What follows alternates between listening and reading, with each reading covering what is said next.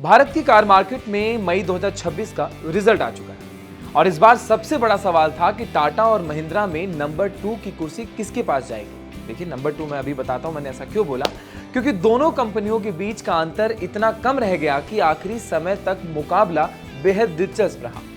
वहीं दूसरी तरफ एक कंपनी ने अपने इतिहास की सबसे बड़ी मासिक बिक्री दर्ज कर ली, जबकि एक और कंपनी ने अपनी बिक्री को साल भर में 2 गुना से भी ज्यादा बढ़ा दिया। तो आखिर मई 2026 में किस कंपनी ने सबसे ज्यादा कारें बेची, किसकी बिक्री सबसे तेजी से बढ़ी और किस कंपनी की रफ्तार धीमी पड़ गई? आइए आसान भाषा में आज इस वीडियो में आपको मैं समझाता हूं पूरे आंकड़े। सबसे पहले बात करते हैं मारुति सुजुकी की, जो 2026 में और सिर्फ मई की बात करूं कि मारुति ने कुल 1,90,337 गाड़ियां बेची। ये पिछले साल के मुकाबले करीब 40% ज्यादा है।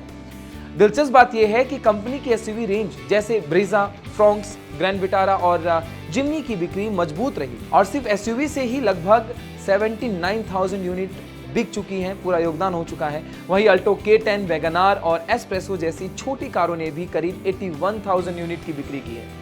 यानी एसयूवी और छोटे दोनों सेगमेंट में मारुति की पकड़ अभी भी काफी मजबूत बनी हुई है। कंपनी ने 4 जून को भारत की पहली फ्लेक्स फ्यूल पैसेंजर कार भी दिखाने वाली है। हालांकि बढ़ती लागत के कारण जून से कुछ मॉडलों की कीमत 30,000 रुपए तक बढ़ाई जा रही है। अब आते हैं उस कंपनी पर जिसने मई में नंबर 2 की कुर्सी बचा ली। टाटा मोटर्स ने मई 2026 में 60,090 गाड़ियां बेची, जो पिछले साल के मुकाबले 42% की शानदार बढ़त है। टाटा की खास बात यह रही कि कंपनी की ईवी बिक्री पहली बार 10,000 यूनिट के पार पहुंच गई। यानी इलेक्ट्रिक सेगमेंट में टाटा की पकड़ अभी भी काफी मजबूत दिखाई दे रही है। इसके अलावा टियागो और टियागो ईवी के अपडेटेड मॉडल भी कंपनी के लिए बहुत दमदार साबित हो सकते हैं। टाटा की ये बढ़ते हुए जो आंकड़े हैं वो बहुत बड़ी बात नहीं है, लेकिन महिंद्रा ने मई में 58,021 एसयूवीज बेची। यानी टाटा और महिंद्रा के बीच अंतर सिर्फ 1,059 यूनिट का रहा। महिंद्रा की बिक्री में करीब 10.7% की बढ़त दर्ज की गई। स्कॉर्पियो, थार, एक्सयूवी 3XO और नई एक्सयूवी 7XO जैसी एसयूवीज लगातार कंपनी की ताकत बनी हुई है। हालांकि कंपनी ने माना कि कुछ सप्लायर से जुड़ी चुनौतियों की वजह से उत्पादन और बिक्री पर थोड़ा असर पड़ा है। अगर ये सप्लाई की समस्या नहीं होती तो नंबर 2 की लड़ाई और भी दिलचस्प हो सकती है। अब बात करते हैं हुंडई की। देखिए, हुंडई ने मई में 47,837 गाड़ियां बेची, जो सालाना आधार पर 9.1% ज्यादा है। क्रेटा आज भी कंपनी की सबसे बड़ी ताकत बनी हुई है। इसके अलावा वेन्यू एक्स्ट्रा, i20 और ग्रैंड i10 न्यूज जैसी गाड़ियों ने भी बिक्री में योगदान दिया है। देखिए, हुंडई ने बहुत बढ़ती हुई लागत का हवाला देते हुए कहा कि जून से कुछ मॉडलों की कीमत बढ़ाने का फैसला लिया जाएगा। अब आते हैं उस पर जो बहुत ज्यादा लोगों में प्रिय रहा है। टोयोटा ने मई 2026 में 30,574 गाड़ियां बेची, जो पिछले साल के मुकाबले 4.4% ज्यादा है।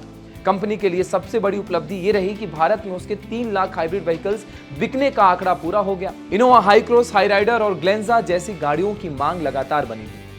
इसमें साफ है कि भारतीय ग्राहक अब हाइब्रिड टेक्नोलॉजी को भी तेजी से अपना रहे हैं।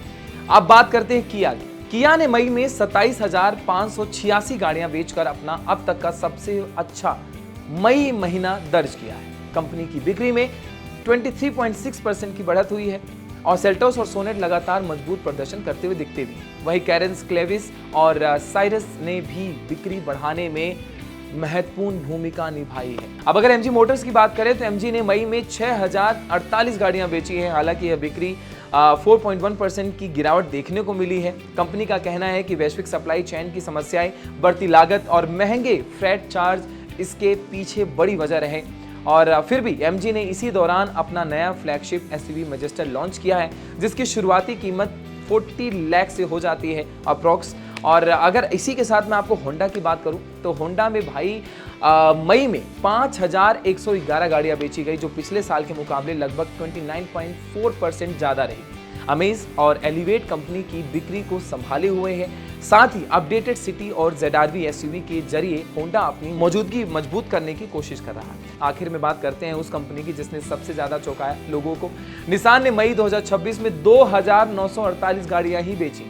देखिए, संख्या भले छोटी लगे, लेकिन असली कहानी इसके ग्रोथ नंबर में छिपी है। निसान की बिक्री में सालाना आधार पर 117.7% की जबरदस्त बढ़त दर्ज की हुई है।